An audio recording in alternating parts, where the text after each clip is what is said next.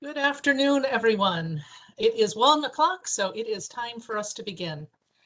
Welcome, everyone. My name is Kate Ashworth, and I am the Training Associate here at the Joint Commission on Public Ethics. I say here, although I am currently working from my home office, so if you see a cat, that would be why.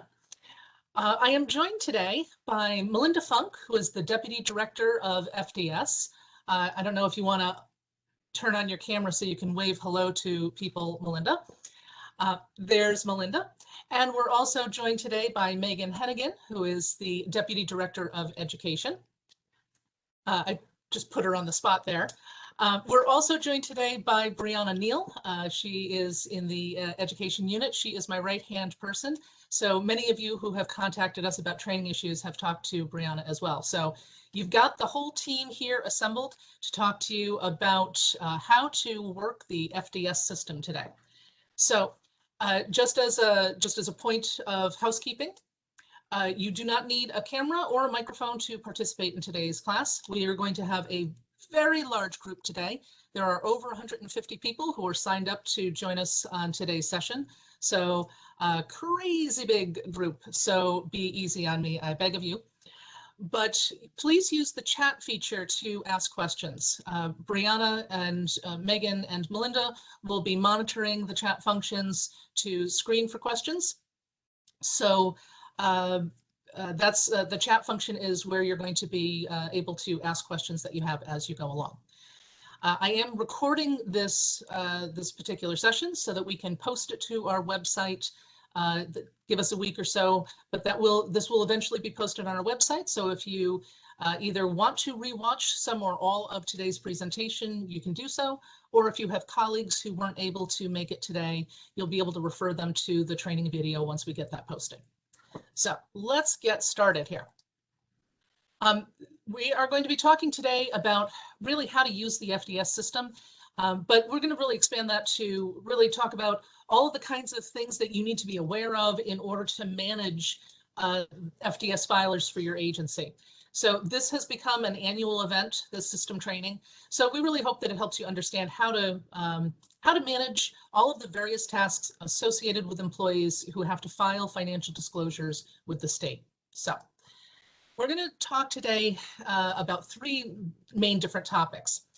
This presentation is grouped into three sections. The first section, we're going to talk about how to manage your FDS filers.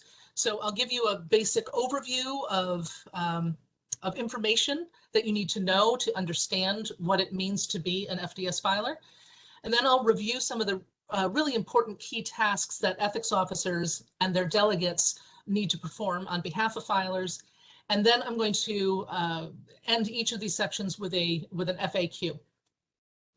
Most of the questions that you have are well-traveled territory. We generally at this point, this FDS system has been around for at least 5 years now. So we think we can anticipate most of your common questions. So I'm not going to take questions during each section, but at the end of each section, I'm going to stop and I'm going to ask Megan and Melinda to bring forward any questions that you put in the chat that I haven't addressed or that aren't in the presentation. So we're going to give you an opportunity to bring your questions out at the end of each section. All right. After talking about FDS filers, we're going to talk about all of the various things you need to know about managing the ethics training requirement that FDS filers have. So once again, give you some information about what that requirement is, key tasks that ethics officers are responsible for, and then end with another FAQ. And then finally, the third and final section is I'm going to give you an overview of the FDS system. So if you are new to using this system, or if you only dip your toe in occasionally, I'm going to run through what all of the menus are and what all of the functions within those menus are so that you have a better understanding of what the system can do for you. So let's start with talking about financial disclosure. Now, first of all, I've already used the acronym FDS a couple of times and referred to FDS filers. So FDS stands for Financial Disclosure Statement, and employees that meet certain criteria have to have to file those financial disclosure statements. So we call those FDS, and the people who have to file them, FDS filers. So there's your acronym check for today. And the whole purpose of filing financial disclosures with the state is that especially highly paid or high-ranking state employees who are making policy decisions that affect the people of New York, we are public servants and we are expected to act in the public's interest and not in our own self-interest. So the point of the FDS is to have employees accountable to the public, to make the public reassured that the policy decisions being made are being made on behalf of the public and not according to the self-interest of the employee. So that's the whole idea behind providing information on a financial disclosure form. It prevents conflicts of interest, in other words. Now, who is required to file? There are over 30,000 employees in the state who fall into this category of FDS filers. So it's a very large group of people. And for all of you, the two categories that almost all of your filers will fall into, they'll either be policymakers or threshold filers. So policymakers are anybody that your agency, or any job title, I should say, that your agency has designated to be a policymaking position. So that is an agency level decision, not a JCOPE decision. But anybody who is designated as a policymaker is required to file financial disclosures without exception, right? But the other category of people, you might not be a policymaker, but it might be an employee who is a high income earner. So if they earn a salary that exceeds a certain salary threshold, then they're called threshold filers, and they also have to file financial disclosure forms. And the filing threshold is set to CSEA's salary grade 24. That's the benchmark.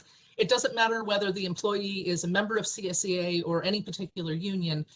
We just needed a salary threshold amount, and so it got picked to be CSEA salary grade 24. So there's that. And one other point to just be aware of, because sometimes employees are confused or ask questions about this. The FDS is a backward-looking document. It looks at the year previous. So sometimes a new employee gets confused about why they have to file for the previous year when they weren't a filer yet. And the answer is that's just the nature of financial disclosure. You can't disclose future expenses because it hasn't happened yet. So it's always a backward-looking document. So what are those salary threshold filing rates? It is currently stuck at 101,379. It's stuck because, particularly in light of the pandemic these last couple of years, CSEA has not yet negotiated a new salary contract with the state. So the salary, you can see from the salary schedule that in previous years it had gone up, and for the last couple of years it has stayed static. We do expect that a new contract will be negotiated in 2022. However, it's not yet known whether or not the new salary schedule will be made retroactive. So the impact on your current filers and on threshold filers is currently unknown. We will absolutely be giving more information out once we hear that the salary threshold has changed. And once we figure out what the impact of that is, we will absolutely be sending out notices to agencies to let you know what the implications of those changes are. But in the meanwhile, that is the salary threshold. Anyone who earns over 101,379 is considered a threshold filer and subject to financial disclosure. So let's talk about some of the most common questions that people have. Are part-time employees required to file? We sometimes get this question. And that's a big maybe, because it kind of depends on the nature of this part-time position. If it is a permanent part-time position, it was designed to be a part-time position, and the salary is never going to exceed that salary threshold, then no, a filer in a part-time position would not be required to file. However, if that employee is in a position and is opting to choose part-time hours in order to bring their salary down below that threshold, then that doesn't work. They would still be required to file if if it would otherwise be a threshold exceeding position. So there's that. Now, the filing deadlines depend on what kind of filer you are. So there's two different kinds of filers. The vast majority of state employees are considered non-academic filers, and they have a filing deadline of May 15th. That's the big filing date for the state. It's 1 month after state and federal taxes are due. So that's one way to remember it. However, there is a second kind of filer called academic filers, and those are our SUNY and CUNY professors. And the reason they are given a separate filing deadline is because May 15th is right in the middle of finals and graduation on college campuses. So SUNY and CUNY professors are given a separate filing date, but for most people, it's May 15th. Now, new filers. When do new filers have to file? It depends in part on when they are hired or when they become subject to these filing rules. So the general rule, just as a starting point, the general rule is that new hires have 30 days to file. But in practical terms, it really does depend on where their hire date falls in the filing calendar. So I should say, this presentation will also be available on our website. I'm going to be talking, there's a lot of slides that have a lot of words, and I'm not necessarily going to read every word, but I will make sure that all of these presentation materials are available for you so that you can catch some of the details that I'm going to just be flying past. All right. So when it comes to determining those filing dates, for the large majority of people, if they're added to the system between January and April, they have to file by May 15th. But at any other time of the year, they have to file within 30 days for the previous year. But that's kind of extended for academic filers, as you can see, from January through October. That's a long stretch of time. Their due date is going to be November 15th. It's only right at the end of the year from October through December that they have the 30 days to file. So sometimes academic filers get a little bit more time to file that first FDS. But if you ever have any questions on when somebody needs to file, you can always reach out to the filing specialists in the FDS unit. They are really knowledgeable and helpful and friendly, and they'd be happy to help you figure that out. Now, filers can request an extension of time to file. If something comes up and they can't get their filing done on time, that's fine. They can request an extension of time, but their request has to be made before their filing due date, just like with your taxes. So that would be May 15th for most people, or November 15th for the CUNY-SUNY folks. There's two ways that they can request an extension. The easiest way, at least I think, is when a filer logs into their new profile in the FDS system, there is a button that they can click that allows them to request an extension right through their profile. But we do have a paper application for an extension available on our website under the Forms menu. So if somebody feels more comfortable with filing a paper form, or if they're not yet comfortable with the system, they can also file a request for an extension by paper. Now, threshold filers can request an exemption from filing, but only threshold filers. Like I said, all policymakers must file financial disclosures, full stop, no exceptions. But threshold filers can, under certain circumstances, request an exemption to be exempt from the filing requirement entirely. They can do that, again, through their profile in the FDS system. There would be a button in the filing section that allows them to request an exemption. But we also, once again, have a paper form on our website that they can fill out. The third way exemptions are sometimes granted to employees is when ethics officers or a union files exemption requests on behalf of an entire job title or class of people. Just last year, we went through a very large project where we re-examined all of the title exemptions that had accumulated over the years and cleaned up the list and reset a whole bunch of title exemptions. So if you have questions about title exemptions, I really encourage you to reach out to the FDS unit because we did a lot of work last year about cleaning up all of those exemptions. They're not granted automatically. The JCOPE would examine their particular request and the job duties of the person requesting an exemption and make sure that it's appropriate. But that is a mechanism that is available to threshold filers. So, I just kind of explained that. So we would look at a whole range of information to determine an exemption, whether they're, what kind of position they're serving in, what their job classification is. So once you get an exemption, your exemption, well, once a filer gets an exemption, the exemption is good until something changes. So if they get appointed or promoted to a new job title, then they would need to reapply for an exemption in their new job title. Or if the job title or classification of the job itself changes, if the nature of the job changes, the exemption would need to be re-examined to make sure it's still appropriate. Of course, as I said, policymakers are not allowed to have an exemption. Or there are circumstances like last year when we did that title review project. Sometimes we look at title exemptions that had been previously granted and we recognize that things have changed and it's no longer appropriate. So exemptions can come, exemptions can go, but those are the mechanisms by which they can sometimes change. And also just our little asterisk note there, it is one of the key tasks of ethics officers and their delegates to make sure that you're updating us about these kinds of changes in a timely manner so that we can make sure that people who are eligible for exemptions can have them, and when exemptions are no longer appropriate, we can take the necessary actions. Ooh. So let's talk about key tasks now for ethics officers. I should have warned you, I'm going to be talking a lot. There's a lot of information to cover, so I apologize if I make your ears ring.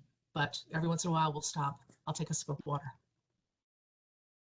Okay, so key tasks of ethics officers. Now, first of all, when I say ethics officers, I'm almost always meaning ethics officers and their delegates. Ethics officers are empowered to delegate these key responsibilities to various other staff members, and frequently do. Smaller agencies, sometimes all of this is all on a single person, the ethics officer, but many agencies have ethics officers and system designated agency contacts to assist. So whenever I'm talking about ethics officers, it's kind of a broad, spread out, diverse responsibility. So what are the important things for ethics officers related to FDS filers? The key things, these are the really important ones. The first is annually review and certify your agency's filer list.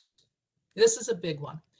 We don't know which state employees are required to file financial disclosures until agencies tell us. We don't have access to your human resources files. We don't have access to the state's payroll to look at salaries, and we don't know who agencies designate as policymakers. So it's the agency's responsibility to notify JCOPE on an annual basis who among your employees are required to file financial disclosures.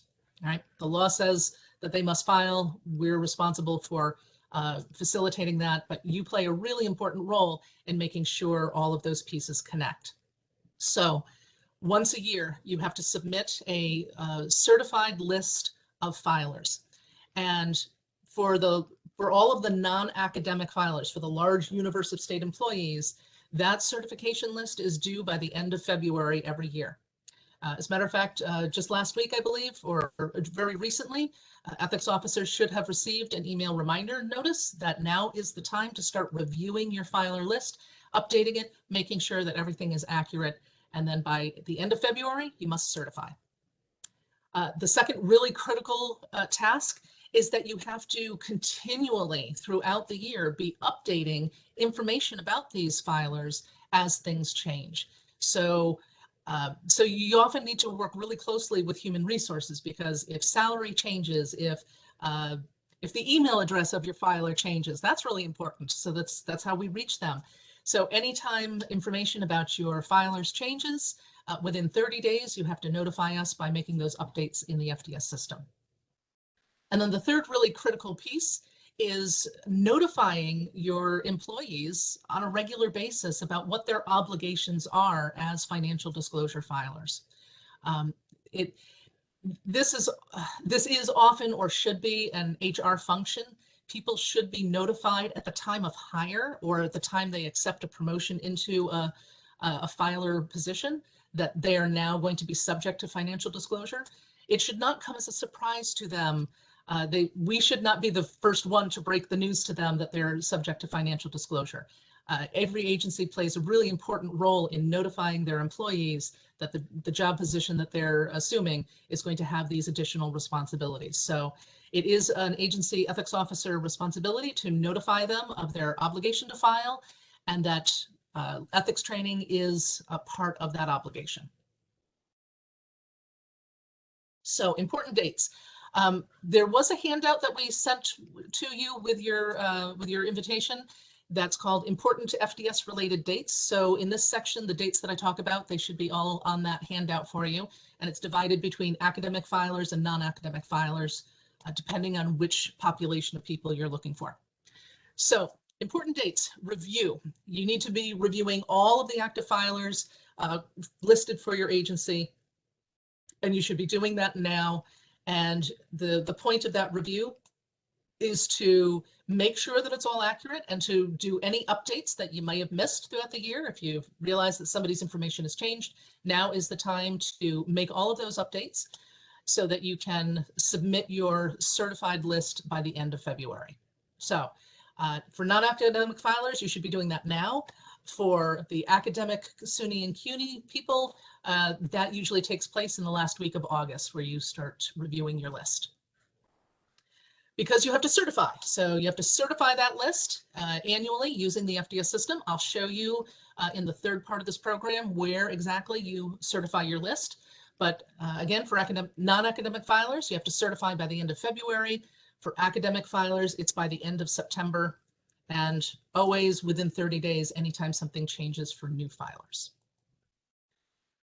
Notify them. You should notify your active filers that they are going to be considered, you should notify, I'm sorry, your FDS filers that they are going to be subject to disclosure. So please do explain both the filing and training requirements before you add them to the system. And this is an important point, and I'll probably mention it a couple of times. Please notify your filers in advance before a profile is created in the FDS system, because the moment you click submit and create a new profile for a new employee in the system, the very first thing the system does is it automatically sends an email to that new filer saying, "Hi, new filer, did you know you have to do all of these things?" So that's why you have to notify them in advance, because you don't want our little notices to be a cold surprise to them. So please do notify them before you create a profile in the system.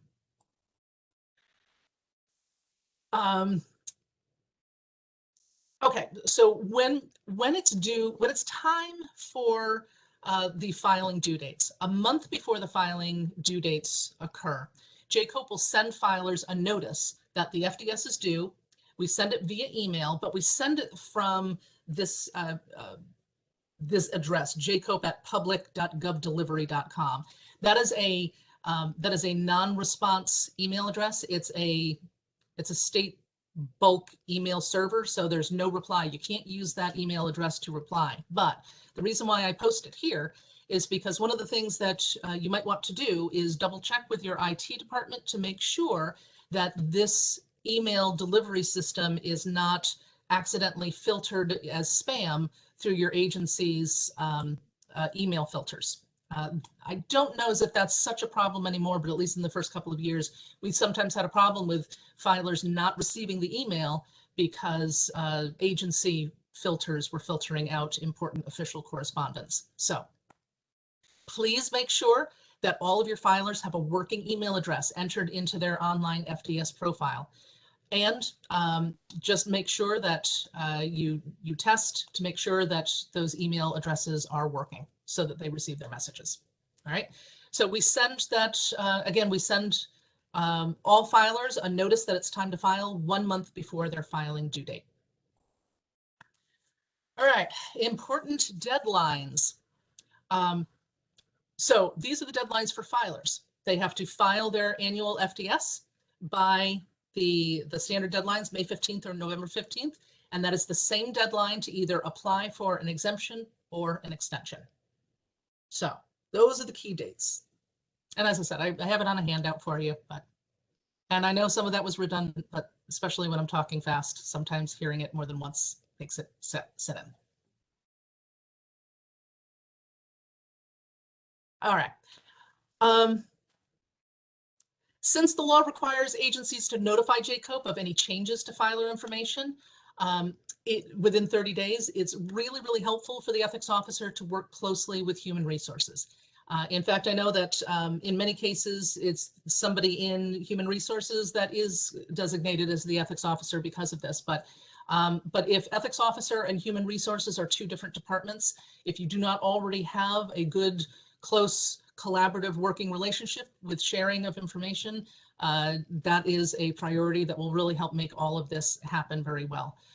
It is, according to law, Public Officers Law 73A C2, requires ethics officers to notify JCOPE of any changes within 30 days, and HR is often the person or entity that has that information. So make sure you're working with them. Now, best practices, just because we've seen this happen before. When you are notifying your filers of the need to file, don't send a blanket email to everybody in your agency. You're going to confuse people.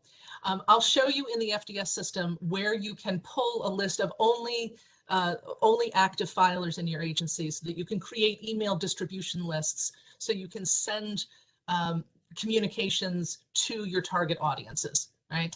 Sometimes we get emails from staff members, employees who are not filers, but their colleague is, and they were wondering if the rules applied to them. And so we just want to make sure that those lines stay clear so that people don't get confused.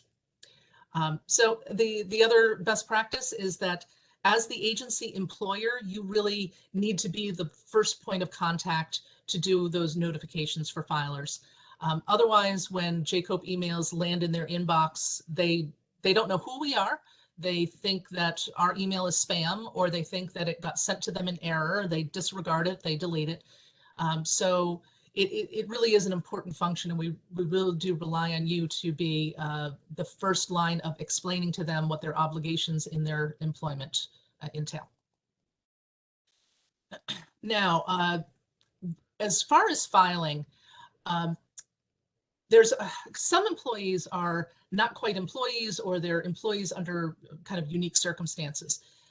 Some FDS filers are appointees to various boards or councils and commissions. And as appointees, sometimes through the governor's office, they file financial disclosures with the appointments office instead. So if they file financial disclosures with appointments, that financial disclosure can be sent on to JCOPE to substitute as their filing. And also, some agencies have employees that work for New York City and are subject to the New York City's Conflict of Interest Board. And COIB has their own financial disclosure form. So if they've already filed with COIB, they can submit their filing to us with a few supplemental forms. So those are kind of unique situations. I mention it mainly to raise your awareness of them in case it applies to you, but this is not broadly applicable to most people. All right, let's get to some FAQs about FDS. And after I get to the FAQs, I'll give Melinda a chance to chime in with any comments or questions that she saw in the chat. All right, so commonly asked, what credentials do I use to add a new filer? Well, everyone needs an account at ny.gov in order to get access to the FDS system. Right? ny.gov is really growing in recent years. All state agencies that have public interface, or not public necessarily, but have application interface systems, they all live behind the ny.gov portal. So you need an ny.gov account to get into the applications that you have access to. But how you get an ny.gov account kind of depends on where you work. Some agencies have delegated authority to be able to issue an official work credential to staff. Not all agencies do. So if you're a state employee that gets issued an ny.gov ID, that is the ny.gov account that you should use to establish the profile in the FDS system for that employee. SUNY employees get issued a different number. It's a SUNY ID, and it's the number that starts with SUNY. So SUNY has their own internal ID system that they use. CUNY employees, however, do not have a similar ID system. So all CUNY employees who are FDS filers, they have to create a personal ny.gov ID and then give that ID number to their ethics officer so that they can create a profile for them. All right. The same is true for various authorities, councils, boards, commissions, etc. Most of those entities do not create ny.govs for their filers. So once again, all of those FDS filers will have to create their own personal ny.gov ID and then give that to the ethics officer so that they can create a profile in the FDS system. So that's it. So long as they have an ny.gov ID, they can, we'll link it up so that they can get to the FDS system. All right, this is a common question. When you are creating a profile for a new FDS filer, you have to select a designation. And the designation means what kind of filer are they? That designation drop-down list has a lot of different options, most of which don't apply to you. So I'm going to go through them really briefly in the order in which they currently appear in the drop-down list, although we are working with the system developers to eliminate some obsolete designations and to reorganize the list into the most common ones first. So, but here they currently are in this order. The first one is agency objection. So what does that mean? A filer is given the designation of agency objection if they requested an exemption, but the agency objected to that exemption. The agency said, no, you really ought to be an FDS filer. And JCOPE has reviewed that situation and agreed with the agency that that filer must still file. So that's what agency exemption is. Doesn't have, or objection. Doesn't happen a lot, but that's what it's for. Candidates for office, that makes sense. Probably will not apply to you, but candidates for public office are required to file financial disclosure forms. So that's the designation that we attach to their profiles. Executive officer, that is obsolete. Don't use it. We are in the process of trying to remove that from the list. Party chair. Did you know certain political party chairs are also subject to financial disclosure rules? So that is their designation.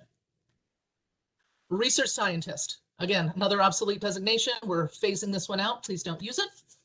If you notice, by the way, anybody, any of your filers, when you're reviewing your filer list, if you notice a filer with some of these obsolete designations, please reach out to the FDS unit so that they can advise you on which designation to use in its place, okay? All right, former academic filer. If you have a filer who was an academic filer, but their salary, the salary threshold changes, used to change every year, and now they no longer meet the salary threshold, you would change their designation to former academic filer. That makes their profile inactive and they're no longer subject to filing and training requirements. Policymaker. Policymaker is one of those common designations. So we're going to move that to the top of the list eventually. I just want to say, as a point of spelling, I am aware that policymaker is supposed to be one word. When the system developers were creating this list, however, they did not know that and they made it 2 words, and now it's stuck in the system that way. So when we're using it to describe the definition, we're using it as 2 words, but everywhere else you'll see me describe policymaker as 1 word because it's 1 word. So there you go.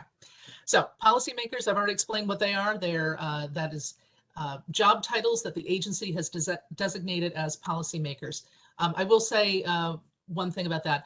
Agencies do designate positions to be policymakers, but if you're an ethics officer and you're not sure whether or not a position should be considered a policymaker, reach out to the education team. We have a document that can provide guidance for ethics officers on how to think about policymaker designations. So that might help you make those determinations. So there's also a former policymaker designation, and this is similar to the former academic filer. If you have a employee who was a policymaker but has changed position and is no longer in a policymaking position, and their annual salary still falls below that threshold, then you change their designation to former policymaker. That makes their profile inactive, and they are no longer subject to the filing and training requirements. Huzzah. All right, last designations. It's a long list, right? Threshold filers. It's called threshold over in the system, and that's the technical word. We usually just shorten it to threshold filers, but it means they're over the salary threshold and subject to the filing rules. And former threshold over means that a filer who did qualify to file before, if their salary falls below the new salary threshold, you change their profile to former threshold filer. And once again, it makes them inactive, so they're no longer nagged by us about filing and training. Academic filer. This is the designation that is given to those SUNY and CUNY professors. Specifically them. It doesn't apply to SUNY and CUNY administrators, but the professors who have academic responsibilities in the middle of May. So if you designate them as academic filers, that means that all of their correspondence gets shifted to that later filing due date. And then the last designations, there's two: Legislative Ethics Commission long and short forms. This is a designation that is used for financial disclosure filers who submit their financial disclosure forms to the Legislative Ethics Commission. There is a second ethics commission, the LEC. So some filers submit their filings to the LEC. So that is what all of those designations mean. Most of your filers will either be policymakers or threshold filers, or former policymakers and former threshold filers. But at least now you know what all the rest of those weird ones are. Okay. Common question. Well, we had an employee, but they've left. So how do we delete them from our list? Well, we are under records retention policies. We have to save all of our records for a period of 7 years. So you're not allowed to delete anybody from the system. What you do is you make the profile inactive so that they drop off of your list and they go away, in other words. So on a filer's dashboard, you click a pencil icon to edit all of the things. So in order to make them inactive, you're going to edit the job status in the agency field. And I'll show you this when we get to the part where we look at the FDS system functions. So you're going to edit the job status and make them inactive by selecting left serviced or retired.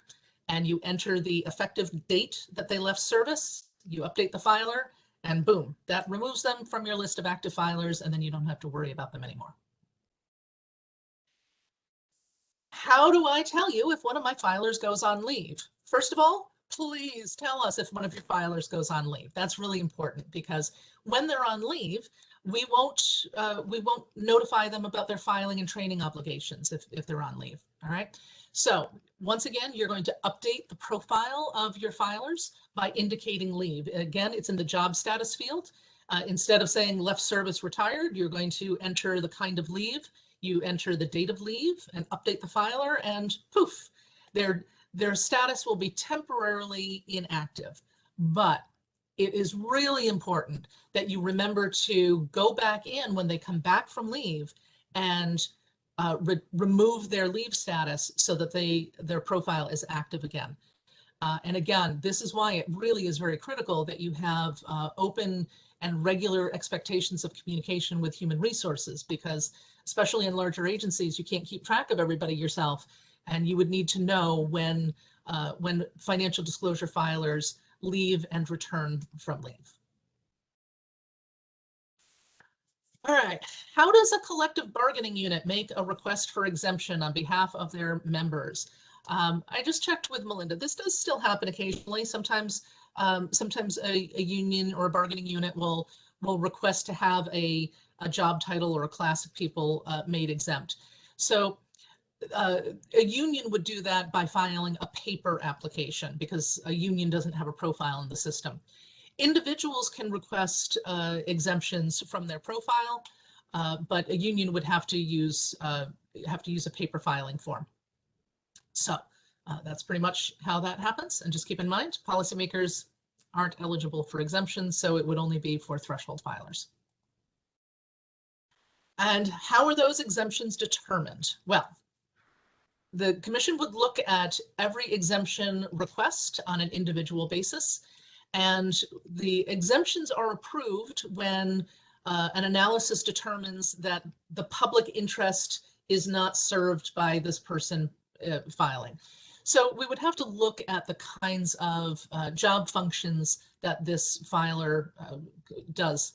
So we would not approve an exemption for anybody who does kind of critical public accountable job duties, such as managing contracts or leases or franchises, people who do purchasing or matters relating to property or goods or services, grants, loans, or functions with developing rules or regulations. So there's a large class of job duties that would make somebody ineligible for an exemption. But if a filer does not have job duties that relate to these kinds of things, then an exemption may be approved. How are agencies notified if an exemption request is approved or denied? Well, basically via email. That's pretty much it. Once an exemption determination is made, both the filer and the ethics officer will receive an email notification of that determination. There you go. Email is the answer. How about when an employee's status goes from exempt to non-exempt? Who is notified? How does that notification happen? In this case, emails are not sent to anybody when the filing status goes from exempt or non-exempt. This is more of an internal FDS system function. So the way you would know whether somebody is exempt or non-exempt is by looking at their profile, and you'd be able to see on their profile whether they're exempt or non-exempt. And the filer will know if they've lost their exemption because they will receive a notice to file when the time of the year comes that it's time to file. So that is basically how all of that happens. So there isn't a direct notification when there's a change in exemption status. So just check on the dashboard. All right. Sometimes your employees do not file on time. What happens then? Well, first of all, agencies cannot directly monitor the filing status of their employees. All right. The FDS system does not allow you to see whether or not somebody has filed. That is for employee confidentiality purposes. But you do still play an important role in kind of helping them along. Sometimes it's just obstacles that need a little bit of assistance helping them get over. So if the filer does fail to file their FDS, or if they skip a question or don't answer everything completely, then we're going to reach out to them and give them what's called a 15-day notice.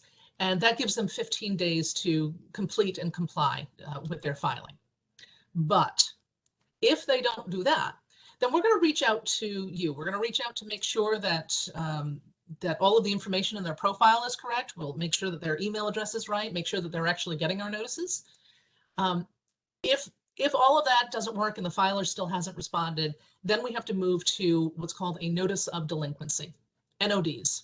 Notices of delinquency are a big deal because they are, by law, they are publicly posted on our website. And really, you want to encourage your employees to avoid that outcome, right? Google is forever, and you don't want your name associated with ethics violations, right? So we will send both the filer and the agency those notices of delinquency. So you will be notified when your filers fail to file, but you won't know until it gets to that point. Failure to file does come with some significant financial penalties of up to $40,000. So it's quite a serious obligation. We absolutely take that seriously by law and by the right thing. It is a serious obligation to file those financial disclosures. All right. Sometimes filers may come to you asking, how do I answer question X? And you may feel a little at a loss to how to advise them. Um, so if filers ask you for help on FDS questions, first direct them to our website. We have a filing guide that we publish every year to go with every year's financial disclosure forms that has detailed information on how to answer every single one of those questions. Or filers, when they're logged into their profile in the FDS system, there's a help button in the upper right corner of their profile that'll allow them to send an email directly to one of JCOPE's filing specialists so they can ask their question directly from an expert. So basically, all of these questions are designed to disclose assets and financial obligations of some sort or another, and it can be difficult to know how to advise them. So tell them to look up the filing guide that we have online, or to reach out to a filing specialist who will be happy to help answer their questions. All right. Ooh, that was a whirlwind. So I have not been looking at the chat, so I will field it over to Melinda. Hi, Melinda. What Hi, questions do we Kate. have there? What did I miss? Well, one of the questions that I saw come through, and I do get this question different times during the filer certification each year. The way it's written is you should add filers that you anticipate will meet the requirement for during the certification time. As we all know, pay raises never always go through on time on April 1st, like they should. What I have been advising all ethics officers and their designees is if you are unsure if the person is going to be over at this time of updating and certification, hold off. If April 1st comes and the raises go through and you've got 5 people that are now definitely over, go ahead and add them into the system and they still will be required to file by May 15th. If something happens and you don't get them into the system until after May 15th, they'll still get a filing notice and they'll still get a full 30 days to file. So I think that will answer the one question that I have. Excuse my cat. But this does come up each year with the pay increases. We're never sure if we're really going to get the increase or not. So if you feel more comfortable, hold off until it officially goes through. So what if you find that you missed a filer during your review? What date should you put when adding the filer into the system? I see you, Mary Ellen. Okay, so when you're adding somebody and, you know, they met the requirement on February 1st, they became a policymaker, for example, and you're doing a monthly review and you notice May 1st, oh my goodness, I forgot to put this person in. When you're adding the filer, one of the questions you have to fill in is when did the filer become effective? You will put the February 1st date in that they met the requirement on February 1st, 2022. Once you add the filer to the system, their 30 days is going to start the date you click the add button. So on May 1st, they'll get until May 31st to file. We're not going to penalize them and say they should have filed by May 15th. We're going to give them the full 30 days once you add them into the database. Right, good. That is an important point because both those filing deadlines, that 30 days that a new filer gets, and training due dates are actually based on the time that the profile is created, not the time that it may have been effective, because we know that sometimes there is those understandable gaps of time between a time a person is hired and a time a profile is created. So those due dates are based on when the profile is created, because that's when you notify us. So due dates are based on when you notify us, and you notified us by creating a profile. All right. So just to confirm with Remy Pasquale, so the salary threshold is based on actual earnings and not the pay rate. And yes, I think that would be true, right? It's what their actual what their salary is, what's their base salary, right? Right. Okay.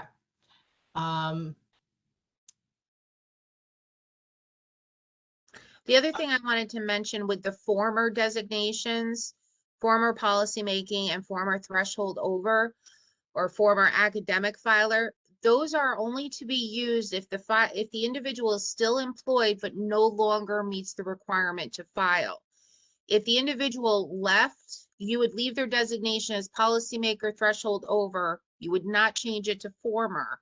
And then you would just update left service / retired with the date they physically left. Okay, awesome. So there's one or two comments in the chat that need more private answers. I'm not going to, because we have so much to go through. Sometimes a question is just an individual circumstance and not necessarily for the full room. So Melinda, I'll leave that for you. And I'm going to move on to the next topic, which is ethics training. Now, ethics training is required for everyone who is required to file a financial disclosure form. The training bone is attached to the filing bone, right? If a filer is exempt from filing, then they no longer have to take training. So that's the important consideration. But as long as they are required to file, they have to attend training. So let's talk about that. Yep, that's what that slide says. If they become exempt from training, filing, they're exempt from training, but otherwise they have to do it. Now, what does the training look like? When a new profile is created, two classes are immediately added to the new filer's profile. The OEO, the Online Ethics Orientation, and the CETC. The OEO is put on the profile with 3 months, with a 3-month due date, 3 months from the date the profile is created. And the CETC is put on the profile with a due date 2 years from the date the profile is created. So the OEO is an orientation class. It's just a basic overview of all of the ethics laws, because the CETC, Comprehensive Ethics Training Course, that really is a filer's primary training obligation. It is required to be a live training with live trainers.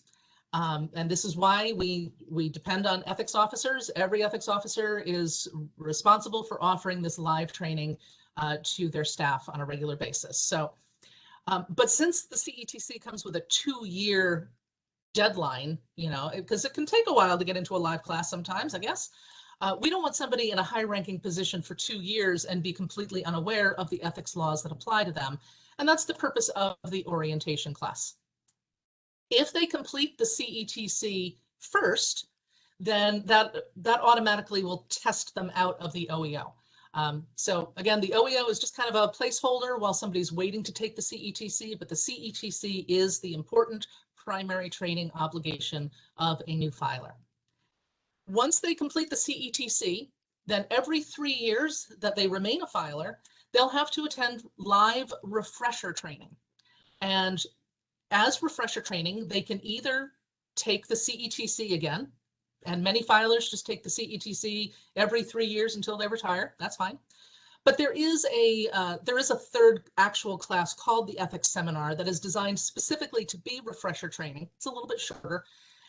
So filers basically have an option at that point. They can either retake the CETC or they can take an ethics seminar class. Either one will satisfy that every 3-year refresher training requirement. All right. All of these training materials are available on our website. Under the education tab, there's an ethics officer info center where we post all of the training materials for ethics officers to be able to use. It includes the presentation, a complete copy of trainer notes, a certificate of completion that you give to your filers to document that they met this legal requirement. And you also have access to the education team for assistance in developing your training program, or assistance with offering training will help you out figuring that out as we go. I should say the OEO is currently let me just back up on that. The OEO currently takes the form of a video. It's 40 minutes long. It's posted on our website. So under the education menu, you go to course offerings and you'll find a link to the OEO. Our video is posted on our website, but it's hosted by YouTube. So if your agency has firewalls that prevent filers from being able to access YouTube, then they can either access it from a device outside of your agency's firewall, or you can just ask them to complete the CETC within the first 3 months, because then it tests them out of the OEO and they don't need to take it. It's a lot. That was a lot of information. I'll repeat some of it. All right, tracking and training compliance. Please try to get all of your training completion dates entered into the system by the end of each year, because we have to, on an annual basis, now is the time actually where we are compiling statistics and training records. We have to provide an annual report to the governor's office that that includes annual training statistics for each agency. So it's really important that that you are entering training dates on an ongoing basis. Don't wait until the end of the year. That used to be the case. About 5 years ago, it used to be that every agency had to submit to us a monstrously horrible spreadsheet documenting the training status of every filer in your agency. And that was horrible for you and for us. That's one of the reasons why we built the FDS system, is to help us all keep track of this training mandate for FDS filers. So just keep those updates going so that you don't have a big job at the end of the year. So let's talk about what those key tasks are. I mentioned some of them already. So the big tasks for ethics officers and their designees is, first of all, remember to notify your filers in advance of creating a profile that they're subject to the filing rules and that they have to take this live ethics training. Many filers, I just know this from experience. It makes me sad. They just don't read their emails. They just don't. And so sometimes this training mandate catches them by surprise. Surprise, yep, you have to do live classes. And of course, they all want to just be able to do send me a link so I can do my online thing and be done with it. But live classes really imposes a burden on all of us that we're all obligated by law to rise to. So live classes sometimes comes as a shock, so notify them about that. So that means that every agency has to hold these classes as often as necessary in order to help your filers meet this legal obligation. Now, I will say that JCOPE does hold classes on a monthly basis in order to supplement the efforts of agencies. But there are 30,000 filers and 364 agencies. So, and there's only one me, I do the trainings. So it really is, agencies are the primary source for live ethics training for filers. Every agency is also empowered to have additional ethics policies that are more restrictive than what's in the public officers law. So those training opportunities are also a really great time for you to connect with your filers and inform them of any other agency specific policies that apply to those filers. So that is an important responsibility.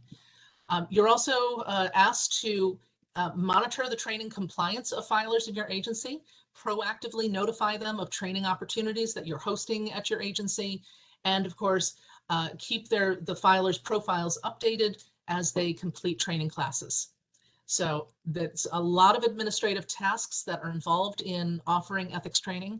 I know that very well because I am right in the middle of it as well. So if you need to ask questions or need some advice and guidance on how to develop a training program at your agency, reach out to me. I'd be happy to talk to you about it.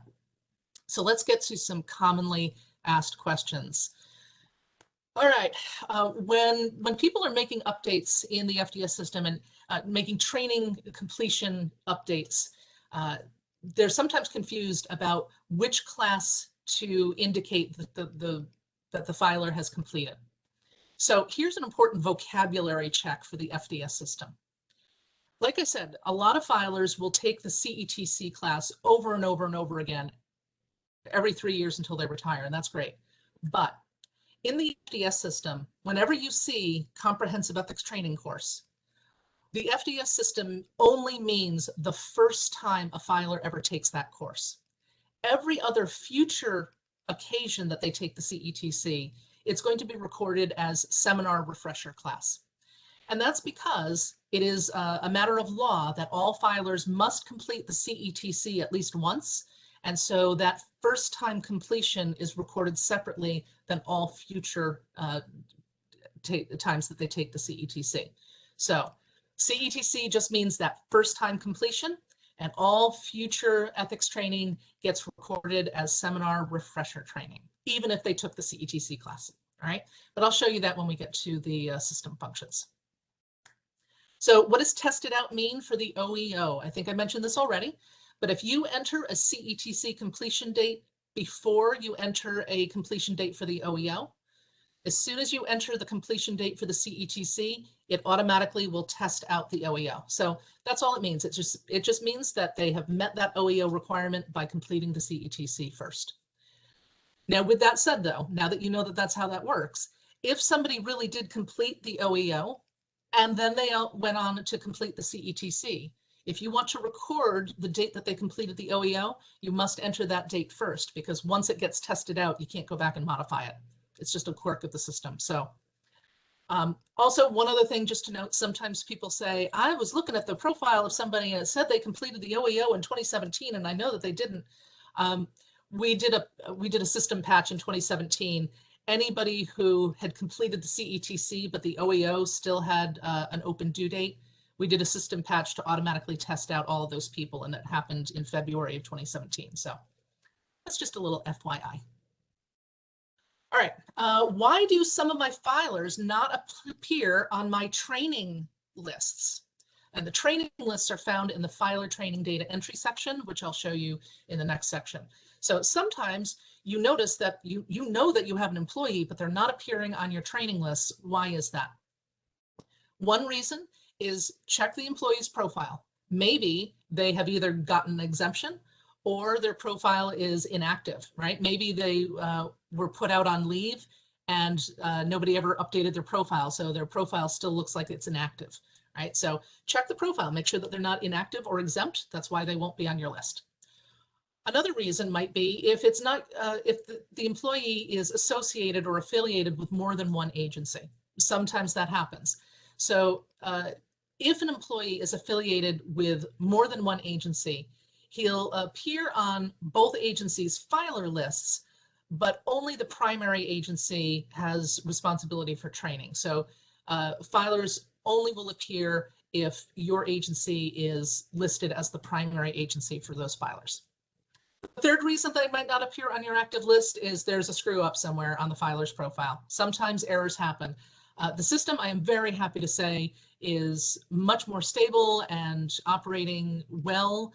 That hasn't always been the case. And nowadays, though, things are really working well. But there were a number of system bugs in previous years as they were building the system. So every once in a while, we find profiles that need to have manual adjustments. So if there's an error on the profile or there's something on a profile that you don't understand, reach out to the JCOVE education team and we will help you troubleshoot and fix those profiles.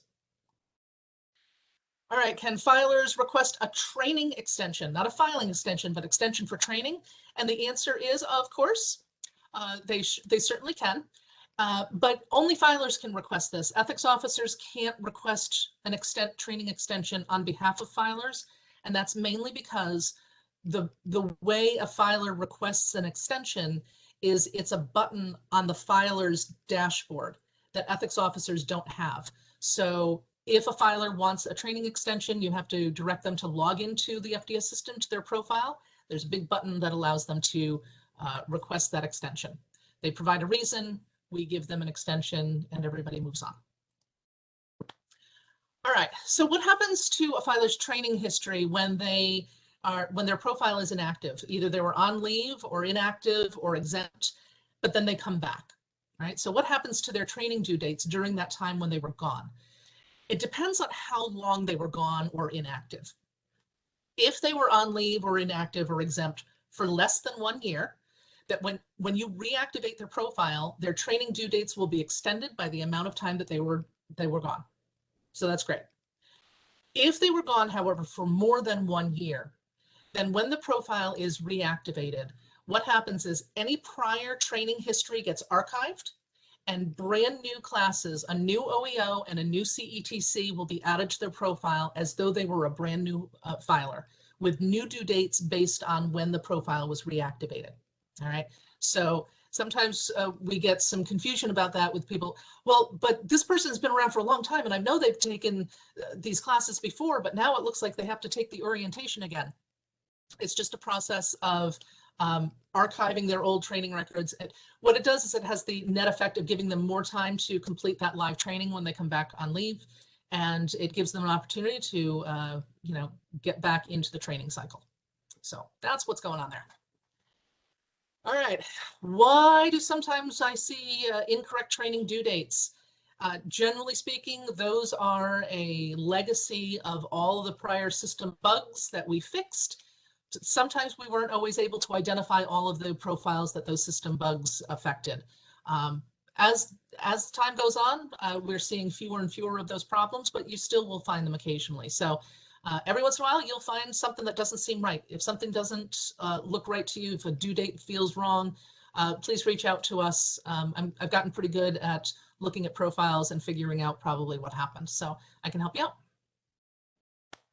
All right, those are our training questions. So Megan, is there any training questions there that we need to address for the good of the crowd here? Are you there? Okay, let me check.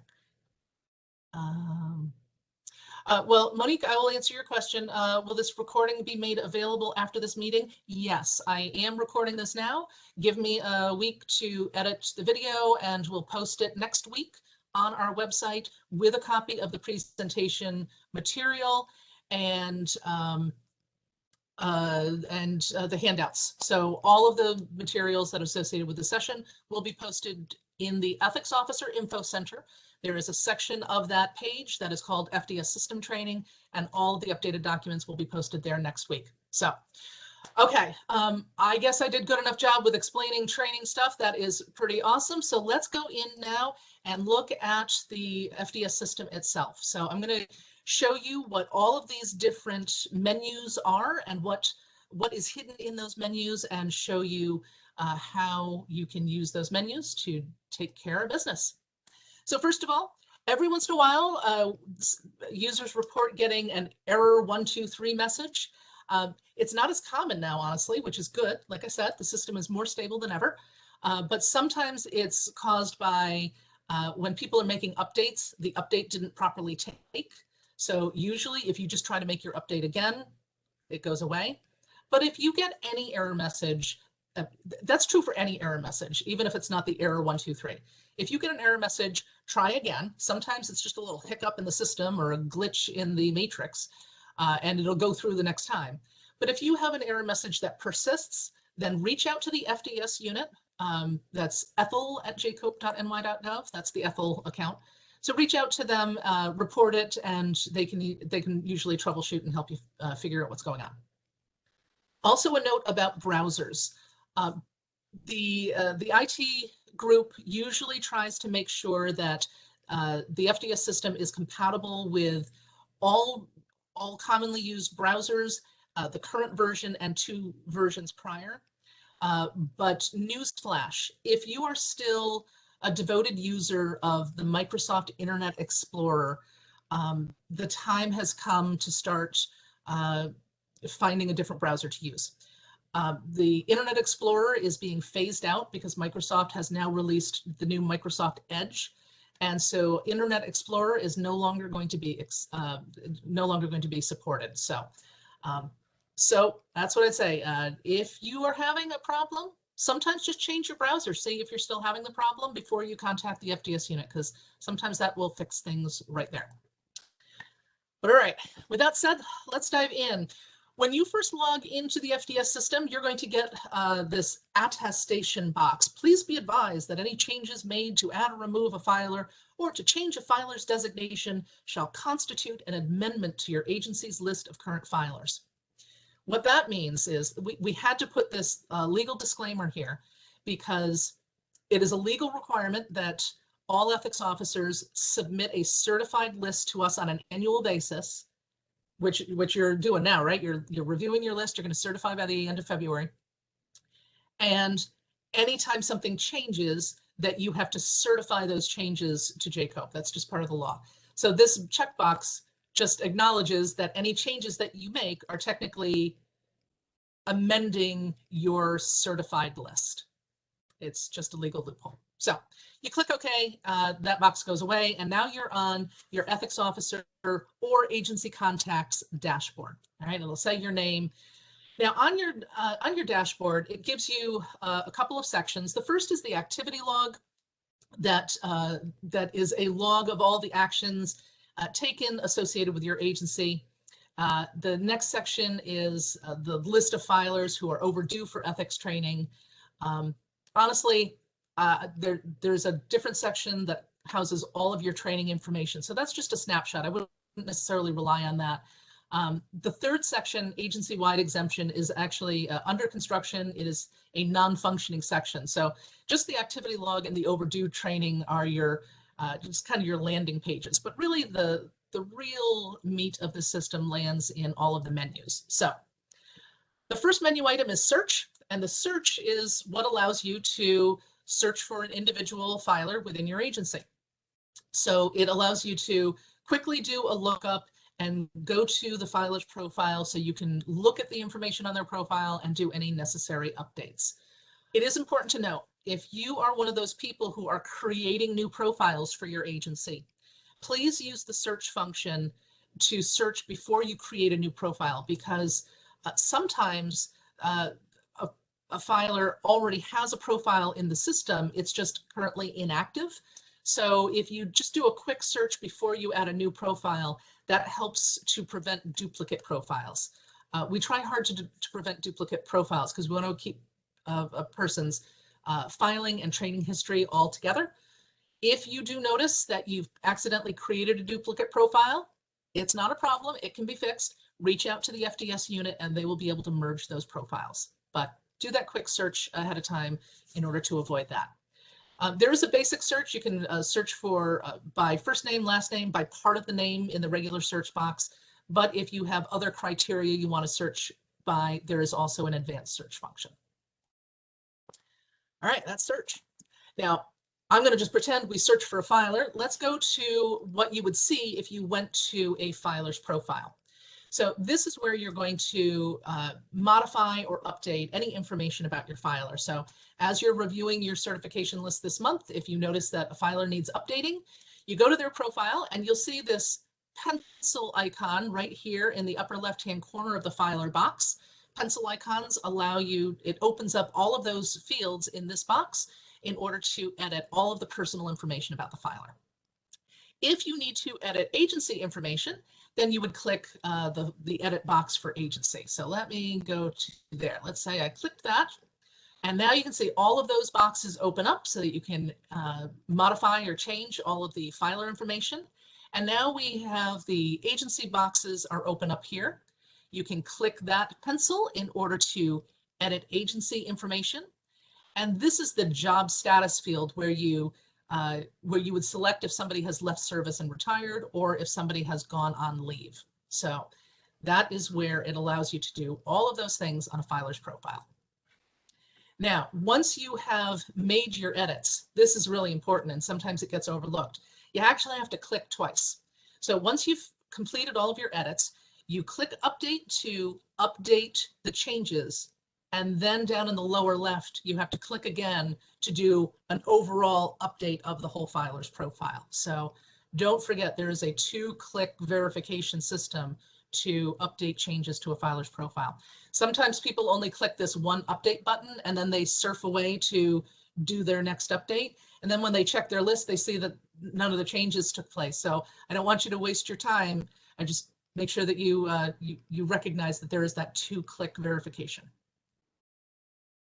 All right, so still on the filer's profile, below the filer information in the agency boxes, they also have these sections of their profile.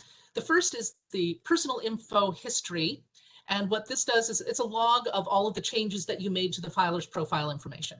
So if their address changed or you changed their phone number, a record of that would appear in their personal info history. That's what that's all about. Below that is the activity log. Now, the activity log is it's a big section. It can be very confusing to read if you're unfamiliar with this. It lists all of the different activities associated with the filer's profile. Now, because an activity log can get very lengthy, especially for employees who have been around for many years, just below the activity log here, there's a row of filters that can filter the activity log if you are looking for something in particular. So it can be filtered by activity type. Now, the filter that I use most often is the education filter, so that I'm only seeing education training related activities here. Because if you filter by education, then in the status column in the right, that's where you'll find the pencil icon in order to enter a completion date. So on this filer's profile, we can see the ethics seminar is the class that's currently due, and there's the pencil icon. You click that pencil icon, and that is where you can enter a training completion date directly on a filer's profile. Now below that, there is a comment section that allows you to add comments that would be included in the activity log. So sometimes you make some sort of change or something that happens and you just want to make a note of it. That's what it's for. It's more note to self though. There's no way that this communicates back to us though. So don't use this to send us a message. We won't see it unless we happen to be on the filer's profile. So these are notes to self. I use that whenever I need to make a manual correction to a filer's training history. I will make a comment about what I changed and why. So that's what that's for. Now, right there along that row of filters, there's a last option. It's a big blue button called Training Override. This is, I think, the best feature of the FDS system by far. It is the gift that keeps on giving. When you're doing a lot of data entering and entering training completion dates, we all have fat finger days where we, make typos and errors happen. The training override allows you to fix mistakes, but that's it. That's all it does. It allows you to fix mistakes. You can't use it to enter a brand new completion date, but if you made a typo when you were entering it down here in the activity log, you can go into the training override to correct typos. So again, you'll see all of these pencils. It allows you to modify due dates, modify completion dates. It also allows you to add classes that are missing. That is not a common problem anymore, but it does. If you need to delete a class and re-add it, you can add a class. You can also change CLE credit status. But if you do change anything, one thing to know is as soon as you enter a training completion date for a filer, the system immediately sends an email to the filer saying, "Hi filer, I see you completed training on this date." If you made a typo and put in the wrong date, that filer just got a notice with a bad date. So as soon as you fix it here in the training override, use this send schedule button that sends an updated notice to the filer saying, "Hey, we made a typo, here's your actual training due dates." It doesn't say it like that. It says it, nicer, but at least it gives the filer an opportunity to know that a correction has been made to their training history. All right, that is the training override box. It gives you great power. If you ever have any questions about how to use that, reach out. I'd be happy to walk you through it. It is a wonderful function. It allows us to fix all sorts of things that you may find wrong with a filer's training history. So a filer's dashboard. Now I am giving you the view that a filer sees of their own profile. The filer's profile looks very different than what you see as an FDS officer. They see much less information. But I wanted to show you a couple of functions that are on the filer's view that you don't have. One of them is in the upper right-hand corner here is the help button. This help button allows them to send an email to the FDS filing specialists. It allows them to send an email to the education team here at JCO, or it'll allow them to send an email to whatever ethics officers are listed for your agency. So it gives them an opportunity to get help from a variety of sources with whatever is going on with them. The other function that you don't have on your FDS officer's view is this button, this training extension request button. This is how a filer could request a training extension if they needed one. But the filer also has, I'm sorry, I couldn't fit more of it on the screen. They have a filing section that tells them what their filing status is. And below that are the buttons that allow them to request an extension or an exemption. And it also has this officer box in the lower right-hand corner that will name their ethics officers so that they know who you are. Because a lot of filers just don't seem to know who their ethics officers are. So that will tell them. All right, so now let's go back to your view and to the menus. The next menu item is the add menu. There's two options there. You can add a filer or you can add an FDS officer, which basically means you can add additional agency contacts that can help you manage all of these administrative functions here in the FDS system. So let's start first with the add filer. Adding the filer is where you have a brand new employee who's going to be subject to these filing rules. This is where you add the filer. And again, do that quick search to make sure that the profile doesn't already exist. But when you add a filer and you enter their name, a pop-up box is going to appear with the system's going to search to try to avoid those duplicate profiles. So it's going to give you a list of people who may actually be your filer. If it's nobody on the list, then go ahead and create the new filer. If the person that you're looking for is on the list, then click that and then just update the filer. So that's how we avoid duplicate records here, is that we do have that system built in.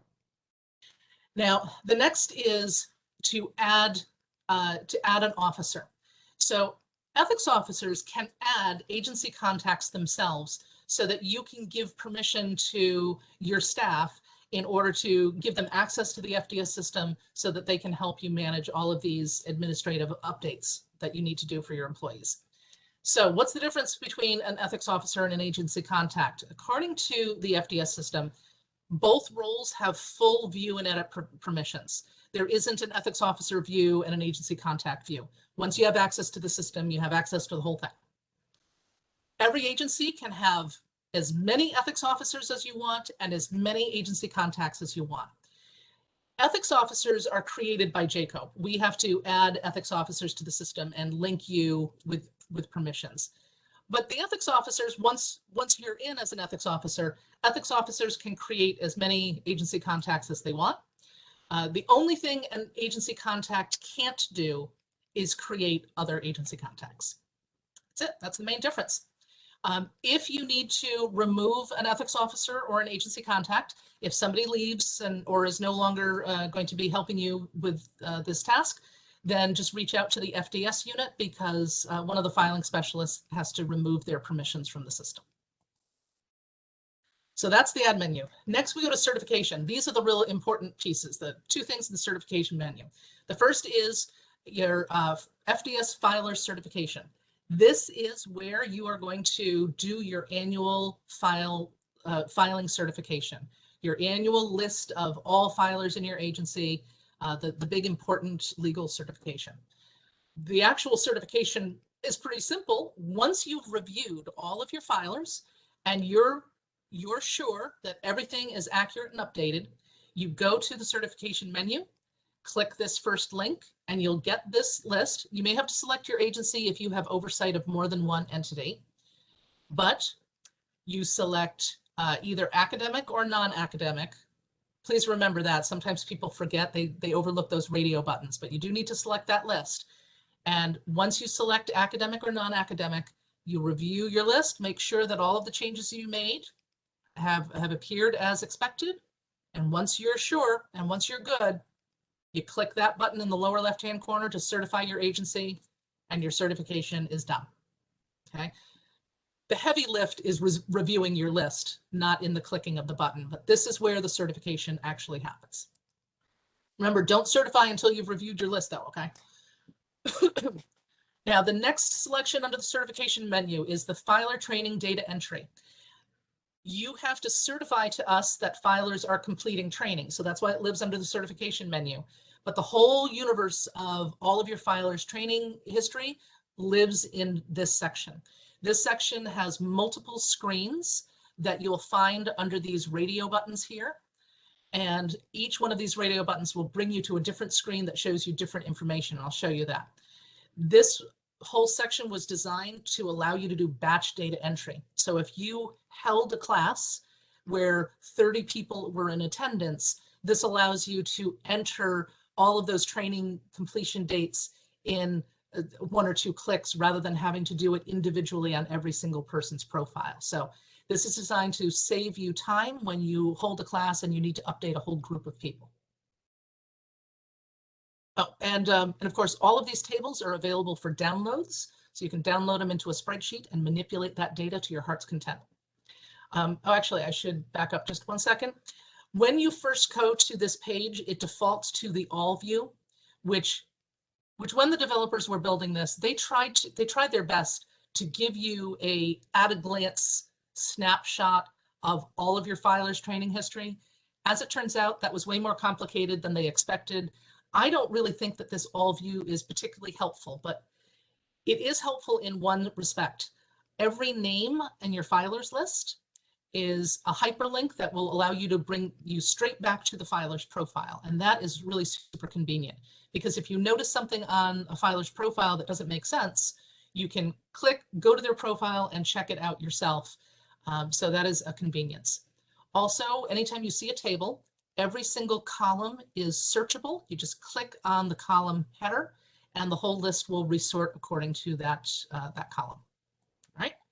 All right, so let's go to the first screen, the OEO, the Online Ethics Orientation Screen View. This will list all of your filers and tell you what their due date is and what their completion status is. Now, most of the time, your filers are going to complete the OEO on their own. This is an individual requirement because they just go to our website, watch a video. So it might just be easier to just go straight to their profile and update the training from their activity log, but you can go here. You find their name in the list, you click the check mark next to their name, enter a completion date in the lower left corner, click enter, boom, you've done. You've entered a training completion date for the OEO. You go to the next screen, this lists all of the information for the CETC. Now remember, in the FDS system, the CETC just means the first time a filer completes the CETC. So if you hold a session of the CETC for your filers, the one thing you'll need to know as you're signing people up for your session is, are they taking it as a first-time new filer, or are they taking this as refresher training?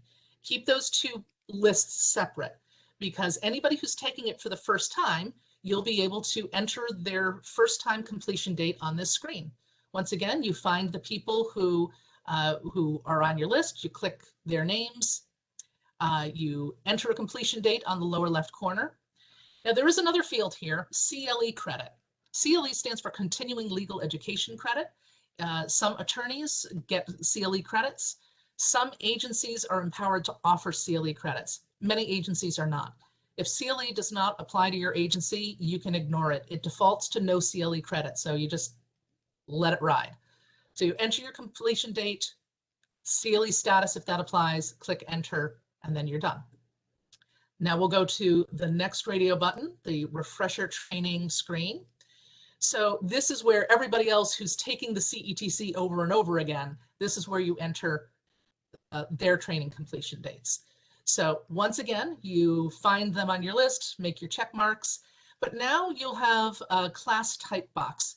In this drop-down box in the lower left-hand corner, you drop down and it'll ask you, well, which class did they actually take? Did they take the CETC as refresher training, or did they actually take that ethics seminar class?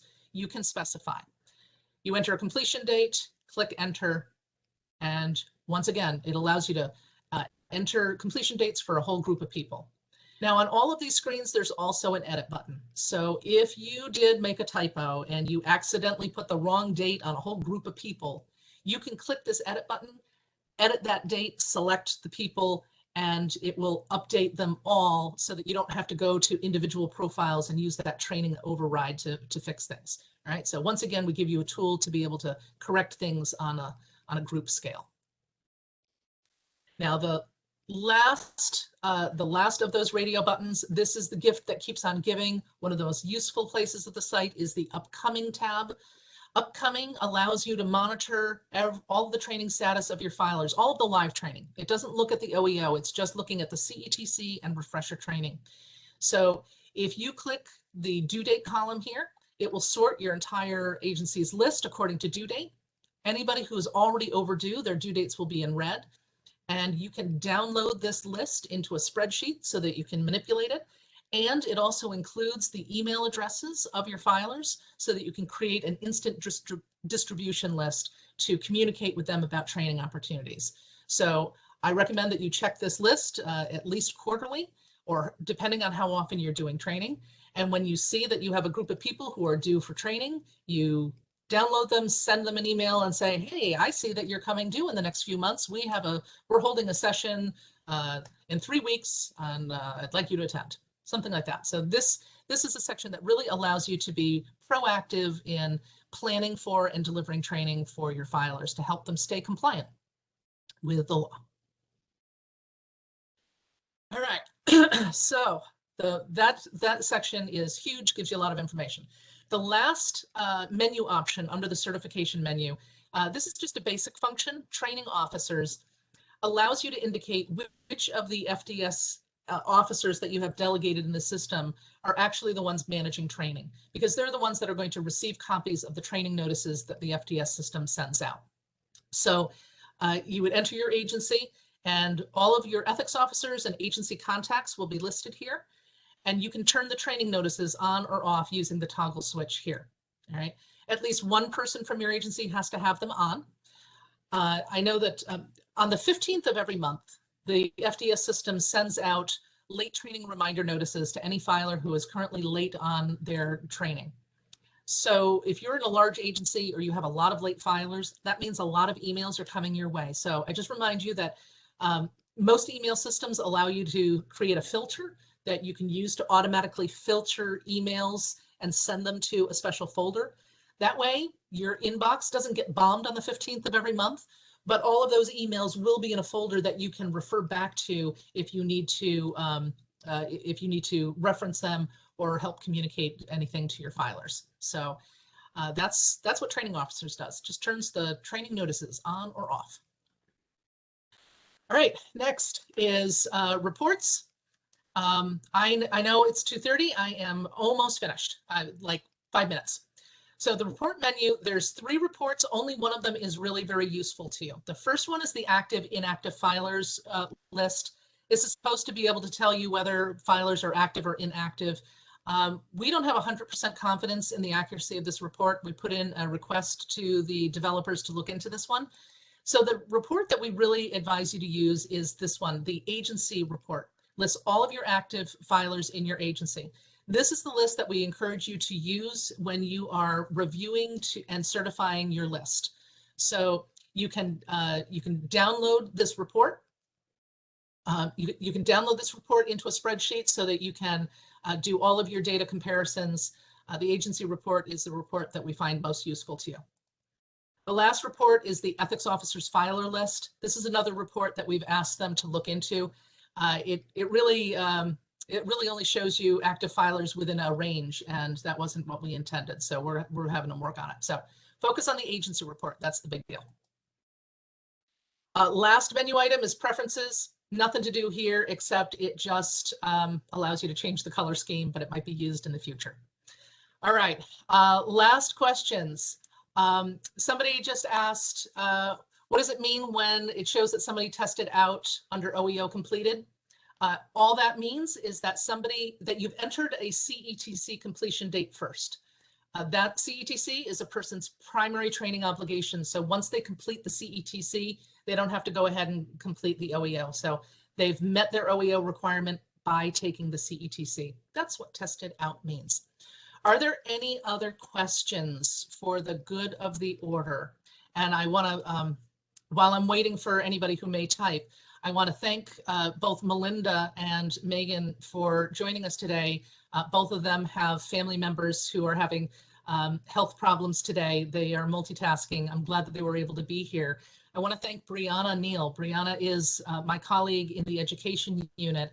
Many of you have had lots of correspondence with her. She has been helping me in the background this whole session, managing all of the technical things on my behalf. So if there are no other questions, I'm going to get to our contact information where, at 2 a.m. when you go, oh, I should have asked her this, you'll be able to reach out to us. So we have a 1-800 number, 1-800-87-ETHICS.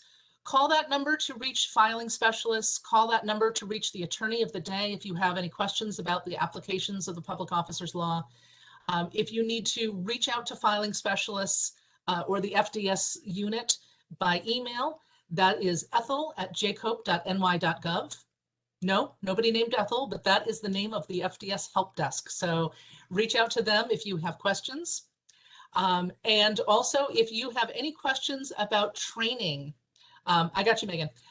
If you have any questions about training, you can reach out to education@jcope.ny.gov, and that's how you can reach me and Brianna. Now, we are going to be posting all of these materials to the Ethics Officer Info Center. Give us a week to do that, but they will be available. Okay, Megan, do you have any last words?